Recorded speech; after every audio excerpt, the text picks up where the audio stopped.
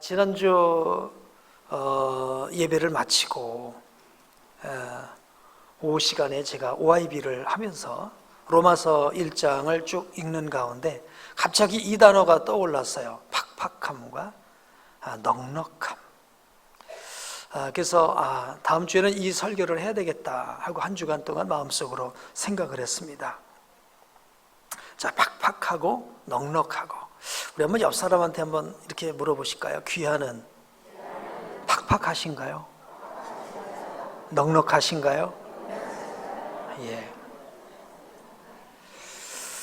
우리 예수님께서는요, 팍팍하시기도 하시고요, 넉넉하시기도 하신 분이세요. 예수님께 나오는 사람은 누구든지 영생을 주십니다. 그가 어떤 죄인이었든지, 그 어떤 사람이었든지 빈부귀천을 막론하고 모든 사람을 넉넉하게 받아주시는 주님이신 줄로 믿습니다. 그런데 예수님은요, 또 동시에 아주 팍팍하신 분이세요. 그 세상 어떤 사람도 하나님의 자녀가 되지 아니하면 구원을 주시지 않습니다. 저주와 형벌과 멸망을 주시죠. 예외가 없습니다. 그냥 대충 한두 사람 그냥 넘어가게 하는 법이 없는 것이죠. 철저합니다. 차별이 없습니다. 이게 팍팍하다는 것을 사전을 통해서 보니까 원칙대로 어떤 틀에 갖추어서 융통성 없는 그런 모습이 바로 팍팍한 모습입니다. 이 팍팍함은 원칙에 충실하기 때문에 참 장점이 있습니다. 반면에 융통성이 없다는 거, 이런 부분엔 단점이 되기도 합니다. 그런데 또 넉넉함이라고 하는 것은 매사가 여유롭고 융통성이 있고 관용적이기 때문에 장점은 융통성이 있으니까 좀 자유롭기도 하고요. 그리고 단점은 원칙을 벗어나기 때문에 본질을 잃어버리는 그런 위험이 있을 수 있습니다. 오늘도 나는 주일에는 예배를 위해서 목숨을 걸어야 돼 라는 그런 어떤 팍팍한 자기 적용이 있는 성도들은요, 비가 오든 눈이 오든 무슨 일이 생기든 예배에 승리하는 줄로 믿습니다. 자, 이렇게 팍팍함이라는 것과 넉넉함이라고 하는 것은 어떤 건 나쁜 것이고 어떤 것은 좋은 것이다 라고 말할 수 없어요. 어떻게 적용하느냐에 따라서 나쁠 수도 있겠죠. 보통 인간관계에서는요, 이 팍팍함과 이 넉넉함이라고 하는 태도가 있는데 그 가운데서 인간관계는 좀 팍팍하면 재미가 없어요. 인간관계는 좀 넉넉해야 될 줄로 믿습니다. 누가 나에게 좀 실수한 거 있으면 좀 넉넉하게 받아줄 수 있기를 바랍니다. 누가 나에게 좀 손해를 끼친 것 있으면 좀 넉넉했으면 좋겠어요. 아브람과 롯이 재산 문제 때문에, 양치는 문제 때문에 갈등이 일어나잖아요. 창세기 12장, 13장에 가보면. 그럴 때 아브람은 어떡합니까? 끝까지 팍팍하게 고집을 부리고 내가 좋은 자리를 차지하겠다고 그렇게 하지 않죠. 내가 좌하면 내가 우할 것이다. 네가 먼저 택해라. 얼마나 여유롭고 넉넉한 자세입니까? 그렇죠? 그러나 믿음에 있어서만큼은 그렇지 않습니다. 믿음에 있어서만큼은 팍팍하게 적용을 하죠.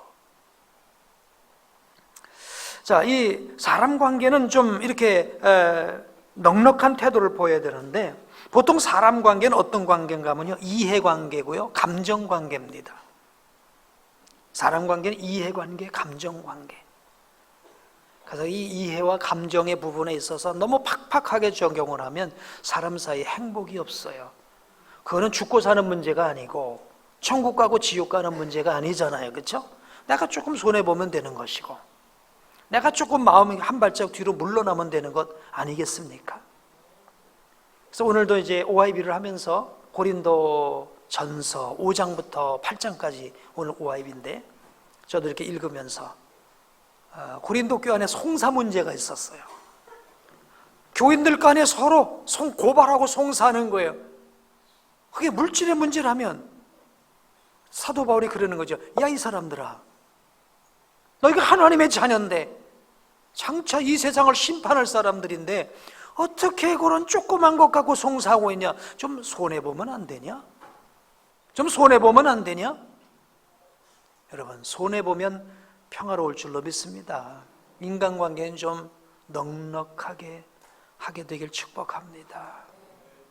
누가 이렇게 감정적으로 대하는 것도요, 내가 한 발짝 뒤로 물러나면 그 감정도 그냥 넉넉하게 이겨낼 수 있습니다. 그런데 말씀을 대하는 태도는 좀 달라야 된다고 생각해요. 물론 말씀을 대하는 태도에 있어서도 팍팍함과 넉넉함이라는 그런 태도가 있겠는데, 사실 오늘 말씀의 포인트는 어떻게 우리가 말씀을 대할 거냐라고 하는 부분이에요. 인간관계와 말씀 관계를 대하는 그 자세를 제가 한 4가지 케이스로 한번 이렇게 나눠봤어요. 우리 PPT를 보여주시면 좋겠습니다. 제가 인간관계 하면 여러분 팍팍 하는 겁니다. 넉넉 이렇게 하든지요. 자, 제가 1번 하겠습니다. 인간관계, 말씀관계, 이런 사람이 있다는 겁니다. 두 번째는요, 두 번째 유형은 인간관계, 말씀관계, 넉넉. 세 번째 관계는요, 인간관계, 말씀관계. 자, 네 번째는 팍팍은 좀 세게 힘을, 팍팍은 지나갔네요. 네 번째, 인간관계, 말씀관계, 넉넉. 자, 우리 성경적인 전체적인 흐름을 볼 때에 이 4가지 관계 속에서 어떤 것이 그래도 좀 성경이 원하는 것과 가깝다라고 생각을 하세요? 몇 번이요? 3번이요? 이렇게 너무 정답을 빨리 맞추시면 안 되는데 그렇습니다. 인간관계는 좀 넉넉하고요, 말씀 앞에서의 관계는 정말 촘촘하게 팍팍하게 그 말씀을 대할 때, 아멘, 그럴 때 그 말씀이 나에게 복이 되고 우리가 믿음의 사람이 되고 하나님 기뻐하시는 사람이 될 줄로 믿습니다. 자, 그러니까 오늘 첫 번째는요, 하나님의 말씀을 어떻게 대할 거냐라는 것입니다. 자, 그럼 하나님의 말씀이 뭘까요?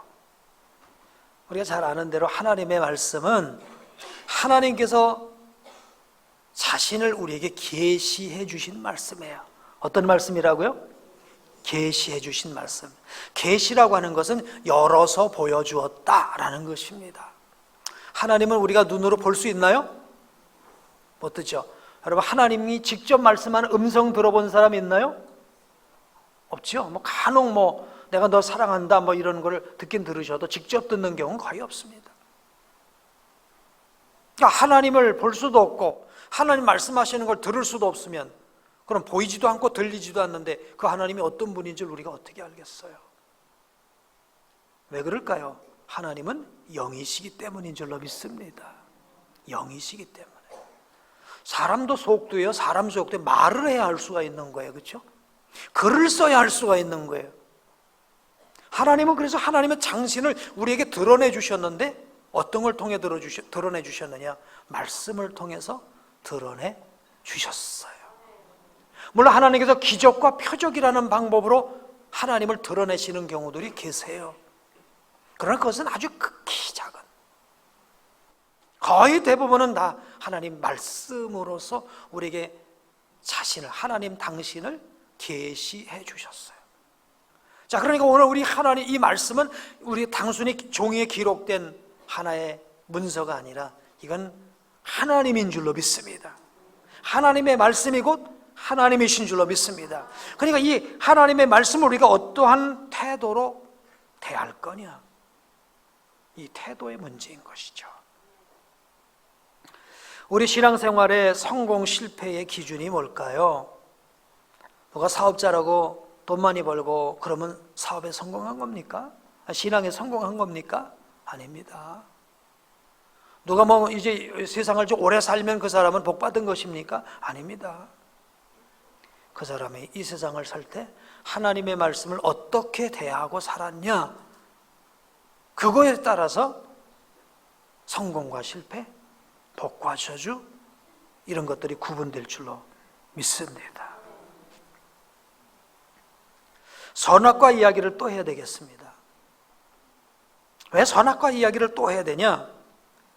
선악과는 하나님의 말씀을 어떤 태도로 접근했느냐라는 부분의 원본입니다. 원론입니다. 원론. 선악과는 하나님의 말씀을 어떤 태도로 받았느냐? 팍팍하게 받았느냐? 넉넉하게 받았느냐? 만약 아담과 하와가 하나님의 말씀, 에덴 동산에서 있었던 첫 금지 명령, 선악과 명령을 팍팍하게, 촘촘하게 그 말씀을 받았다면 미혹도 받지 않았을 것이고 넘어지지도 않았을 것이고 선악과를 따먹지도 않았을 것이고. 아멘. 에덴 동산에서는 어떤 명령이 있었어요? 하라는 명령이 있었어요. 안식하라. 내가 6일 동안 일하고 이랬지, 이제 7일째 쉬었으니 너희도 안식하라. 안식의 명령을 주셨어요. 그리고 생육하고 번성하여 이 세상을 다스리고 충만하라. 아멘. 이런 명령을 주셨어요. 그런데 금지 명령, 거기는 죽는다 산다는 그런 명령이 없어요. 근데 선악을 알게 하는 나무의 열매는 먹지 마라. 이것을 따먹는 날에 정령 죽으리라 명령하셨죠. 이 명령을 어떤 태도로 대하냐, 그것이었어요. 제가 곰곰이 생각을 해보니까 하나님께서 주신 선악과 명령은요, 창세기 2장에만 있는 건 아니었었어요. 창세기 6장을 가보면 하나님은 노아에게 홍수가 임할 것이고 방주를 만들라고 명령하시죠. 사실 방주를 만들어라 하는 것도 따지고 보면 무슨 명령일까요? 선악과 명령이에요. 왜 선악과 명령입니까? 지키면 구원받고 안 지키면 구원받지 못하는 거니까. 사실 성경을 전체를 선악과 명령이다라는 관점으로 보면요, 모든 성경이 다 선악과 명령이에요. 모세를 통해서 계명을 주시잖아요.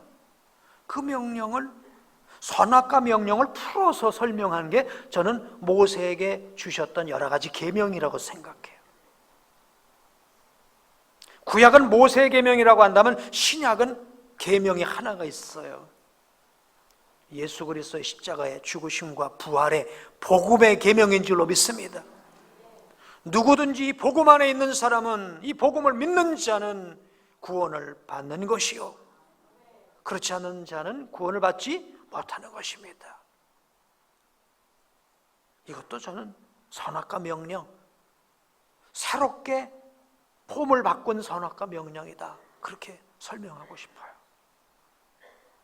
아무튼 이 선악과 명령은 단순한 명령입니다. 마치 OX 문제를 푸는 것처럼 단순합니다.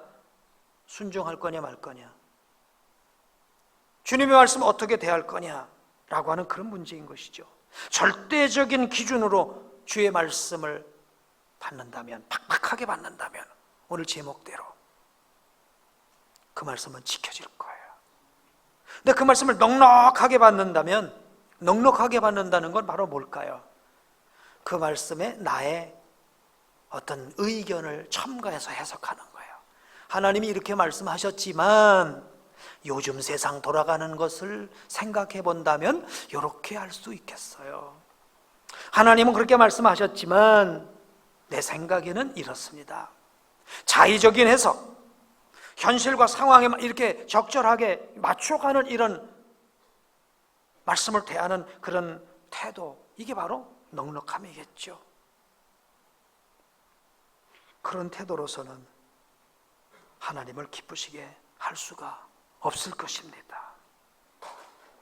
자, 우리도 성경에서 아브라함이라는 이 믿음의 사람을 참 우리는 이렇게 추앙합니다. 그리고 노아 같은 사람들도 아주 우리가 믿음의 사람으로 바라보죠. 그런데 사실 아브라함과 노아의 그 이면 이야기들을 보면 참 아브라함과 노아에게 참 부끄러운 부분들이 있죠. 노아 같은 경우는 어떻습니까? 홍수 심판이 끝나고 나서 구원받은 다음에 술을 먹고 포도주를 마시고 대낮에 벌거벗고 길에 두러놓여 있는 세상, 이런 추한 꼴을 어떻게 보입니까? 그런 추함도 있었어요. 아브라함 같은 경우는 어떻습니까? 자기 아내를 누이라고, 자기 목숨 살리려고. 그런데 이렇게 인간적인 연약함과 부끄러운 모습도 있음에도 불구하고 왜 하나님께서는 이 믿음의 사람들, 이 아브라함, 노아, 그 외에도 뭐 다니엘 같은, 다윗 같은 이런 사람들을 하나님께서는 성경에 부각을 시킬까요? 다른 게 아니었어요. 하나님 말씀을 대하는 태도, 하나님 말씀을 대하는 태도였는 줄로 믿습니다. 내가 물로 심판을 할 것이니 내가 방주를 만들라고 하는 하나님의 명령 앞에 그 명령이 120년 동안 지켜진다는 건 이건 쉬운 일이 아닙니다. 그 안에 얼마나 많은 사람의 회유가 있었겠어요. 그렇죠? 얼마나 많은 사람들의 부정적인 비판이 있었겠어요. 일반적으로 우리가 성경을 연구하는 분들에 의하면 노아 홍수 이전 시대에는 비가 없었다고 얘기합니다. 마치 온 지구가 온실효과 같은 그런 태양의 이 직접적인 자외선, 가시광선 이런 것들이 차단이 되어져서 900세 이상 살 수 있는 완전한 조건을 갖췄다, 그런 얘기를 합니다. 나 비를 몰랐었는데 비가 이제 온다는 거예요. 근데 그거를 120년 동안 흔들림 없이 그 말씀을 지켜낸다. 1년은 지킬 수 있는데 10년은 지켜낼 수 있는데 120년을 흔들림 없이 지킨다? 힘든 거예요. 그래서 노아가 훌륭한 것입니다. 말씀 곧이곧대로 믿었기 때문인 줄로 믿습니다. 아브라함은 어떤 사람입니까? 아브라함은 갈대아 우르라고 하는 그 지역에 살았어요. 이곳을 떠나서 가라는 거예요. 내가 너를 복주겠다라는 거예요. 근데 사실 아브라함이 살고 있었던 갈대아 우르 지역은요, 정말 좋은 지역이었어요. 여러분, 그 터키라는 나라의 그 국기를 보면 어떤 거가 있죠? 초생달이 있죠. 초생달.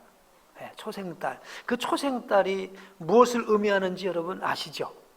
뭘 의미냐면요, 이 초생달은 그 유프라테스 강, 티그리스 강 그 지역을 이렇게 따라 올라가다가 하란 쪽에서 이렇게 꺾어지는 초생달 모양인데, 그 지역이 그 곳에 곡창지대, 가장 옥토가 있는 비옥한 땅을 상징하는 거예요.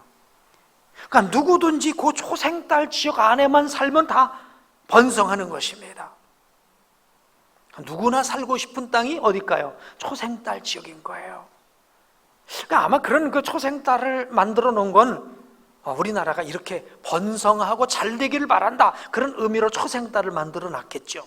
그러니까 아브라함이 어디 살았던 거예요? 그 초생달 지역 안에 살았던 거예요. 근데 하나님께서 지시하셔서 내가 지시할 땅으로 가. 근데 그 지시할 땅은 어딘가 하면 초생달 지역을 벗어난 거예요.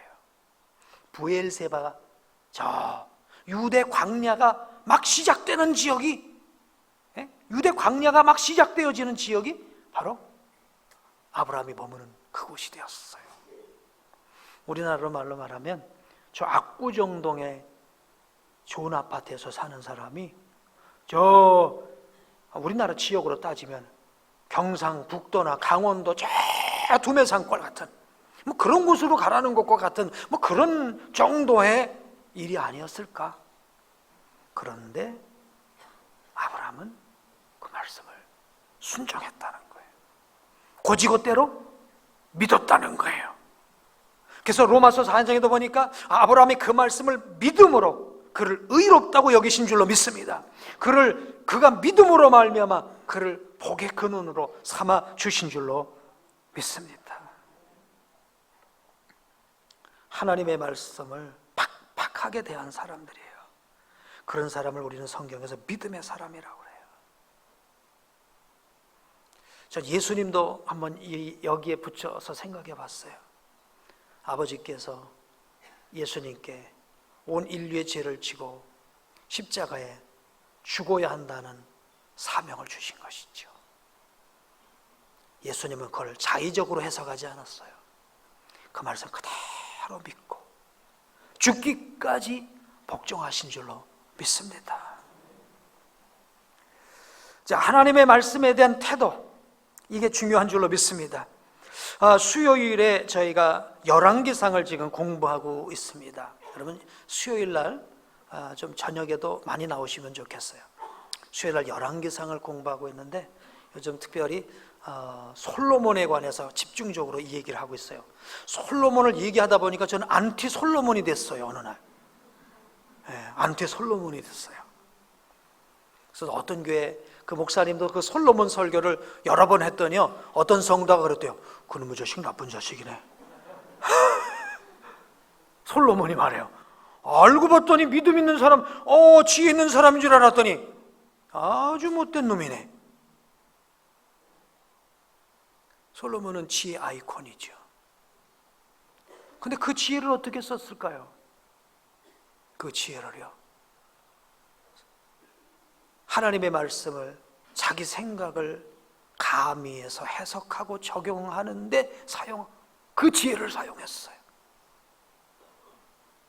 저 놀랍죠? 솔로몬이 그렇게 지혜로웠으면 지혜의 결말은 싸우는 것도 붙여놔야 되는 것 아닙니까? 그죠? 나라가 두 쪽이 났어도 하나를 만드는 게 지혜 아닙니까? 근데 솔로몬이 지혜를 가졌는데 솔로몬이 끝나자마자 나라는 두 쪽으로 갈라지고요. 솔로몬이 죽고 나자 온 이스라엘 천지는 우상 천지가 되어버리고 말았어요.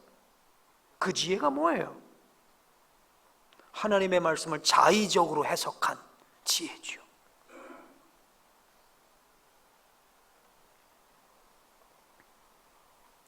하나님의 말씀을 어떻게 대할 거냐? 그게 정말 우리 신앙의 생명인 줄로 믿습니다. 하나님의 말씀을 넉넉하게 대하다 보면 우상숭배로 빠질 것입니다.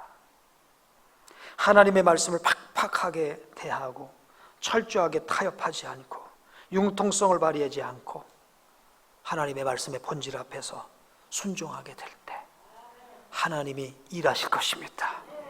답답해 보여도 하나님이 도우실 것입니다. 다니엘이 청소년 아닙니까?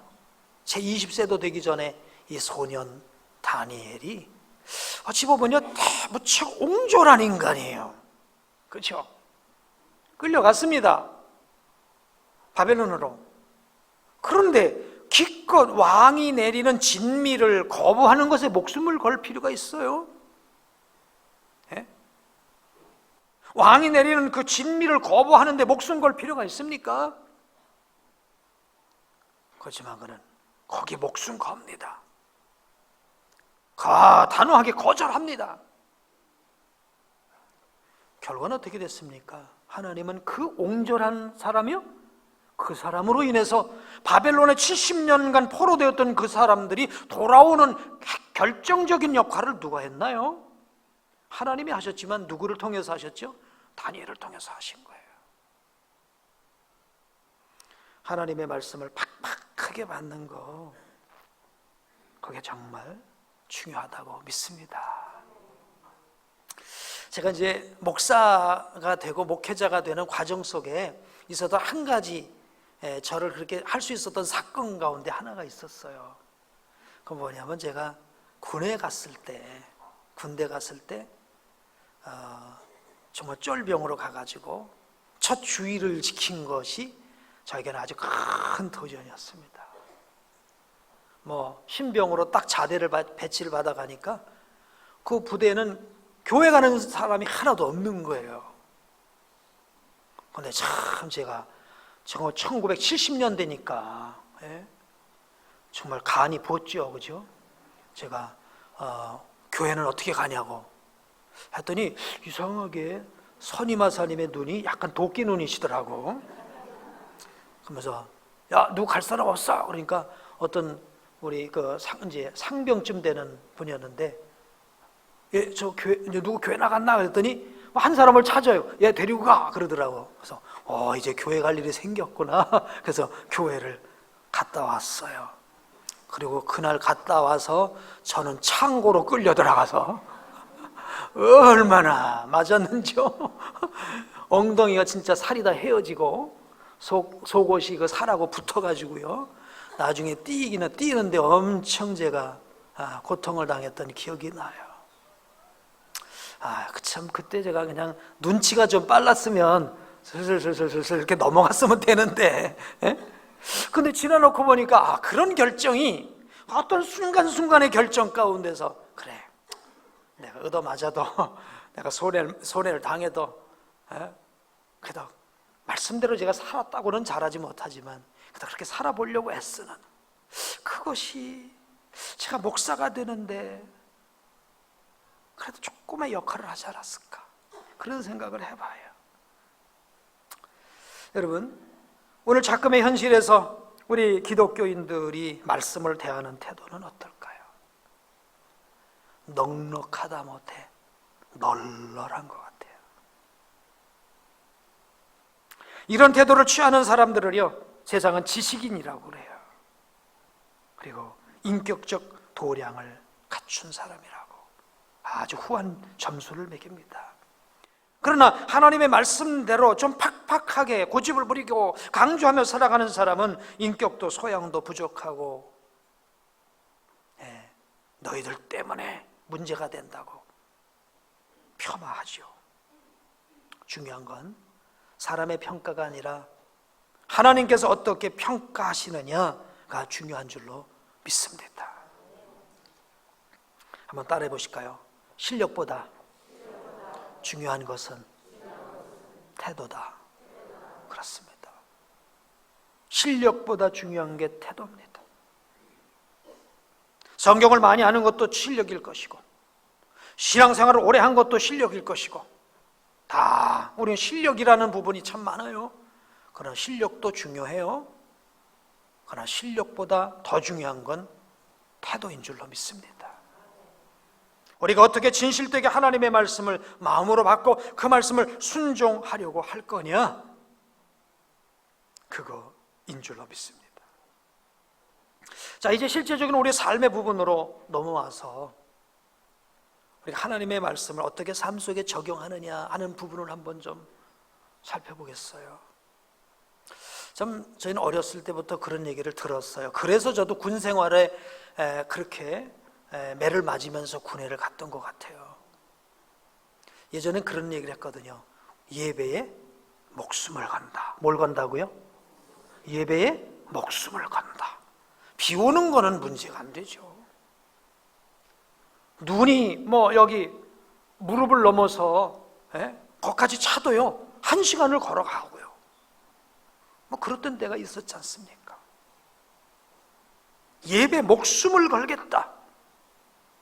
이런 태도, 하나님 말씀에 대한, 예배에 대한 이런 팍팍한 태도, 이게 필요하지 않을까. 또 11조라는 부분도 좀 팍팍한 적용이 필요하지 않을까 싶어요.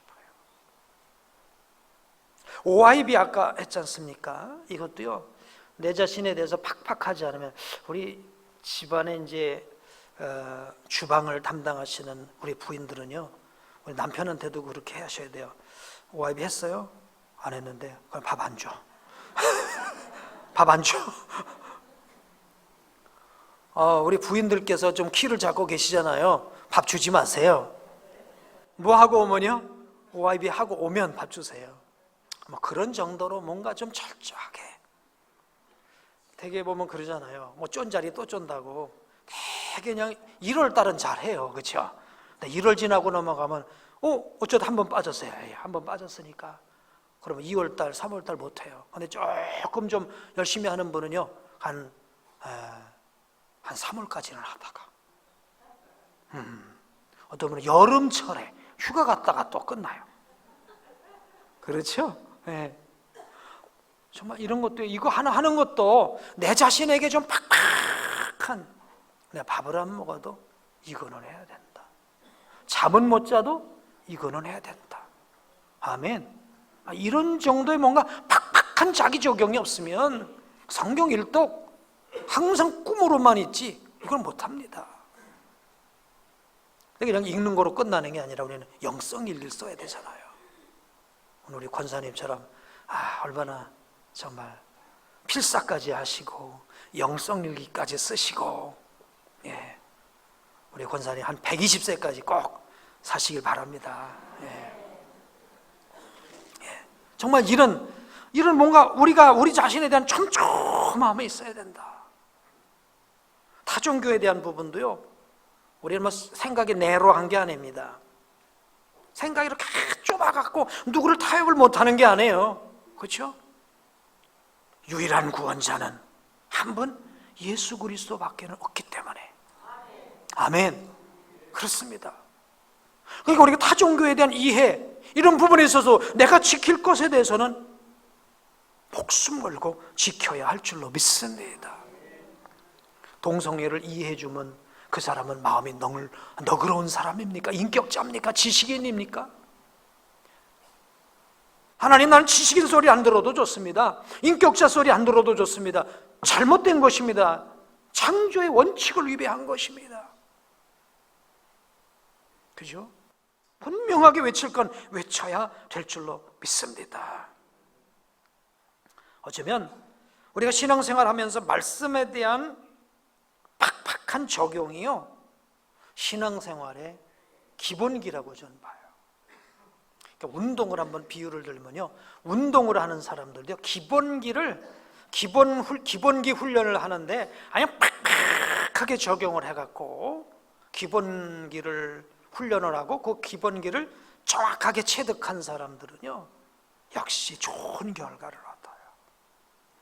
근데 기본기를 설렁설렁설렁 헐렁헐렁하게 하면요, 뭐 다 똑같이 하는 것 같은데 결과가 없어요.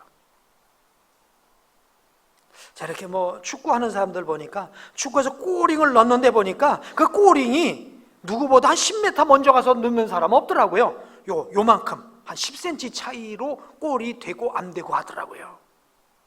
근데 그게 그냥 되는 게 아니죠.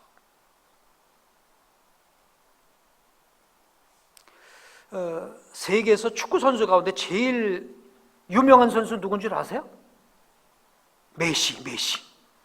메기는 아니고 메시. 네, 메시라는 선수인데요.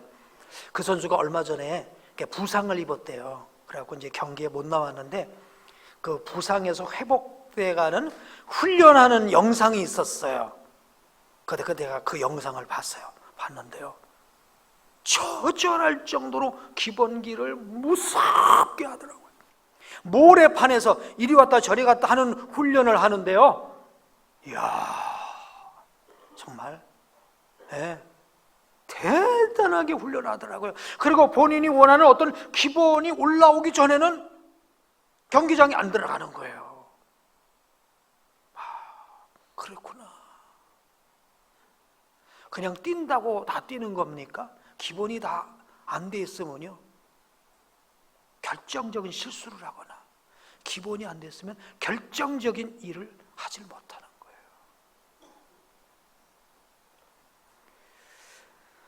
우리 사랑하는 성도들이요, 하나님의 말씀을 지금은 다원주의 시대가 되어서 이런 얘기를 합니다. 내가 원하는 대로, 내가 좋은 대로 해. 우리는 너무 그 얘기를 많이 듣고 자랐어요. 네가 좋아하는 대로 해, 네가 하고 싶은 대로 해, 네 마음이 끌리는 대로 해. 이거는 성경이 말하고 있는 것과 정반대되는 거예요. 하나님이 원하시는 그것을 따라서 순종해야 될 줄로 믿습니다. 세속화는 멀리 있지 않습니다. 세상이 소돔과 고모라처럼 변해서 세속화되는 게 아닙니다. 세상이 바벨론처럼 사치하고 타락해서 세속화되는 게 아닙니다. 우리가 하나님의 말씀을 넉넉하게 적용하고 자의적으로, 편의적으로, 현실적으로 적용하는 것이 세속화입니다. 우리 사랑하는 성도님 여러분, 오늘 우리는 로마서 12장 말씀을 아까 읽었습니다. 사도 바울은 하나님 말씀을 어떻게 적용하라고 우리에게 말씀하시는지 마지막 교훈을 듣고 마치겠어요. 자, 1절을 한번 다 같이 읽어보실까요? 시작. 그러므로 형제들아, 내가 하나님의 모든 자비하심으로 너희를 권하노니 너희 몸을 하나님이 기뻐하시는 거룩한 산제물로 드리라. 이는 너희가 드릴 영적 예배니라. 1절이요. 자, 이 12장 1절은요, 이제 11장까지 구원에 관한 구원의 교리를 설명한 게 11장까지예요. 쉽게 말하면 믿음으로 말미암아 값없이 너희가 구원받았으니 12장부터는 이렇게 살아라 하는 삶의 장이 12장이거든요. 그런데 삶을 어떻게 살라고 하느냐? 구원받았으니까 대충 널널하게 살아. 아니에요. 너희 몸을 하나님이 기뻐하시는 거룩한 산 제물로 드리라. 이전 성경에는 산 번제로 드리라 그랬어요. 네, 산 번제로 드리는 거예요. 얼마나 팍팍한 적용입니까? 그럴 때 하나님의 말씀이 이 땅 가운데 법이 서게 되고요, 그 말씀이 일하게 되고요, 그리고 하나님이 다스리시는 나라가 되는 거죠. 하나님의 말씀은 하나님의 법 아닙니까? 하나님의 법이 세워져야 하나님의 나라가 되는 거예요. 우리나라도 법이 있는데 법을 안 지키면 이 나라 무너지잖아요. 하나님 나라는 하나님의 법이 지켜질 때예요. 우리가 이 말씀을 철저하게 지킬 때 하나님 나라도 이루어지게 될 줄로 믿습니다. 그래서 2절은 이렇게 말씀합니다. 시작. 너희는 이 세대를 본받지 말고 오직 마음을 새롭게 함으로 변화를 받아 하나님의 선하시고 기뻐하시고 온전하신 뜻이 무엇인지 분별하도록 하라. 세상 흘러가는 대로 끌려가지 마라. 세상이 민다고 그냥 밀려다니지 마라. 세대 본받지 말고 마음을 새롭게 함으로 변화를 받아서 하나님의 선하시고 기뻐하시고 온전한 뜻이 무엇인지 분별하라. 팍팍하게 살아라. 팍팍함과 넉넉함에 어떤 적용이 여러분에게 있어지기를 우리 성령님께서 가르쳐 주시기를 주의 이름으로 축복합니다. 오늘도 여러분이 이제 이 말씀 붙잡고 또 한 주간 살아가시고 앞으로 신앙생활을 하실 때 어떤 일들을 결정할 때 이 말씀이 또 다시 한번 그 결정을 할 수 있는데 좋은 근거가 되기를 축복합니다. 기도하겠습니다. 우리